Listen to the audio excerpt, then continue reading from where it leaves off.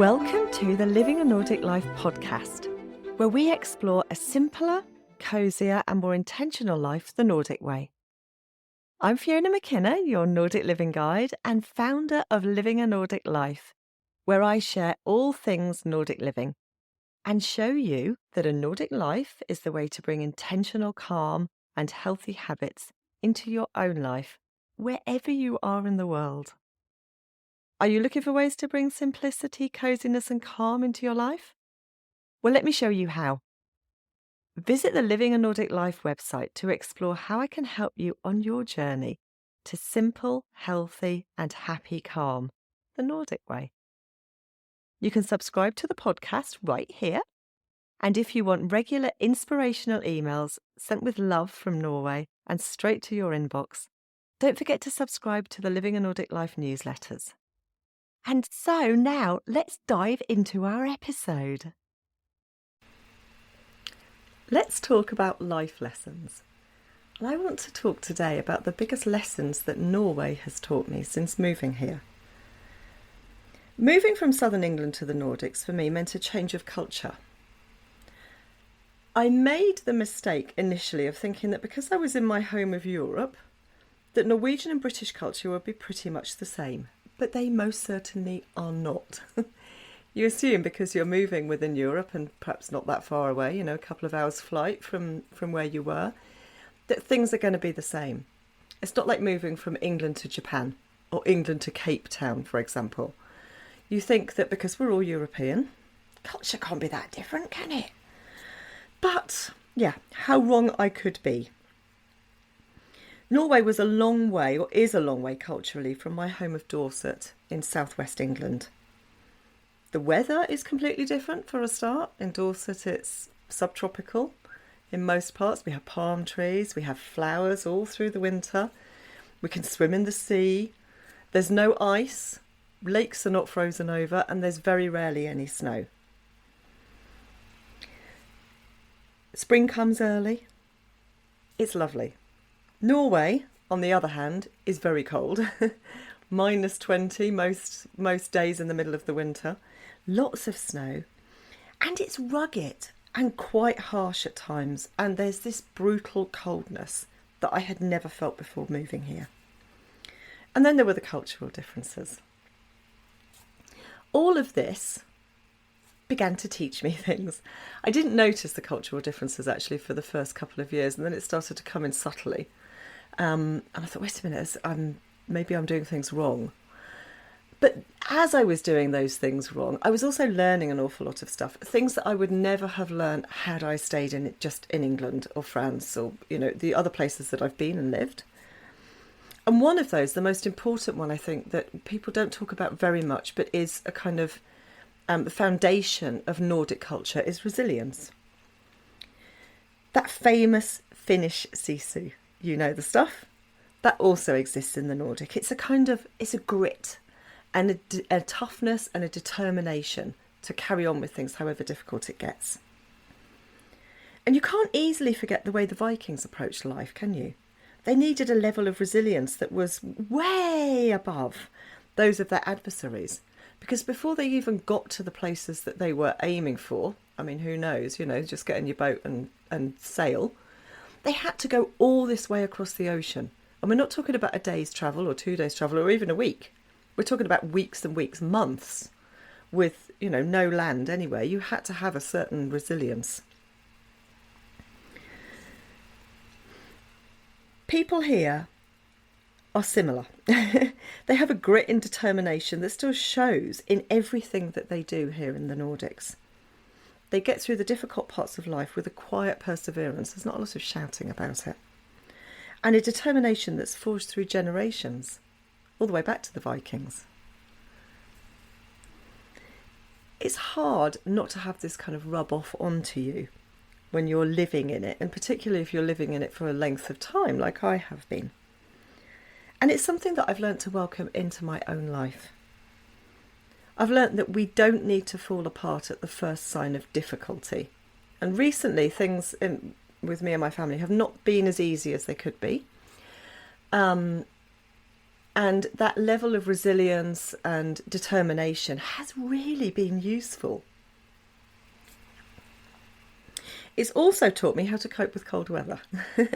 If I was living in England and had never left England and only ever gone south, I would never have had to learn to cope with the cold winters that we get here. It really does get very cold. And there's no escaping it. There's 6 months of it every single year. My first few winters here were the hardest I've ever experienced. I'd had a couple of cold winters in Slovenia, in the Julian Alps, where it had been down to about -18. And I'd also worked in Val d'Isère when I was younger as a chalet maid. And it was cold there, but not like this. You know, it's sunny somehow. But here in Norway, it's bitingly cold into your bones.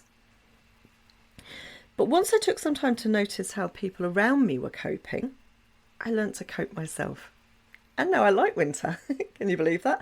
I've gone from hating it to actually liking that crispness, that brightness. Strangely, as well, having a harsh winter makes you appreciate the spring and summer so much more. And we have very short springs and summers here in Norway, so we really do have to appreciate every single day. And if you have that harsh winter and you come out of that into a colourful spring where everything suddenly grows really quickly, gosh, you really do appreciate it. I've learnt not to complain. I do complain because I'm British, and we're famous for complaining sometimes. But we're also famous for our stiff upper lip, or the idea of putting up with even the worst things and not complaining. We say that's how we got through the war. But the reality of it as a nation is that we simply love to complain. We like to queue and we like to complain. I think actually we might be world champions at complaining. If there was a world championship complaining competition, we would win it. But not the Norwegians. The Norwegians are completely different. And this is something that I really struggle with now, I have to say. They put up with a huge amount and they rarely make a fuss. They don't want to. Nobody wants to put their head above the parapet and be the one who says, that's not okay, I'm complaining about that. I find it incredibly frustrating at times, and I do often ask. On one occasion, I said to my Norwegian mother-in-law, Andre's mum, why do Norwegians put up with these things? We were talking about quite a controversial subject, actually. It was whaling. But I said, why don't they complain? Why don't you have a protest? Why doesn't somebody start a petition? You know, all these things that for me were just felt natural because I was British and this is what we do. And then things get changed. And she simply said, because we're Norwegian and we don't do that. That was it. Simple. They don't complain. And I'm learning more and more not to complain. Not necessarily to put up with something that's really terrible, but certainly not to look for the faults in everything and complain about everything, because it doesn't actually make us feel very good, does it? It makes us feel a little bit rubbish inside if we're always complaining about things. And along with that, I try to see the positive sides of life. I really make an effort to do this, and I try to encourage my kids to do this as well. And sometimes that can be quite difficult, I have to say. But like I said, the life of my family and me, and my kids in particular, has not been easy over the past year. There have been deaths. My dad died and some other members of the family. There have been serious illnesses and unexpected diagnoses. That individually, on their own, just one of these things would have been quite difficult to navigate. In fact, lots of people fall apart with just one. But we've had all of them, all the things, all at once in the last 12 months. It's really tested our strength as a family and our positivity.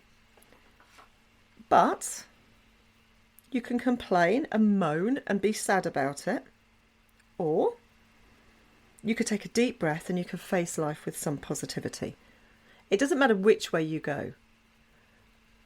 The situation will still be the same. The problem, if it's a problem, will still be there. Or the death, like the death of my dad, will still be there. It's not going to change it if you complain and you don't feel positive. I'm not saying that death is positive, but we can look for the things that he brought into our lives that made us happy, That's the positive aspect of it. There's always something positive that we can find. We can brave the problem and we can be happy and choose joy, or we can be sad about it. We always choose joy. And this is probably the biggest lesson that I've learned, and the thing that I keep with me as much as I can every day. Regardless of what life might throw at us, we look for something positive in it. We can look for something positive, and we can look for those small glimmers, those small moments of happiness, and those simple pleasures that make life really good.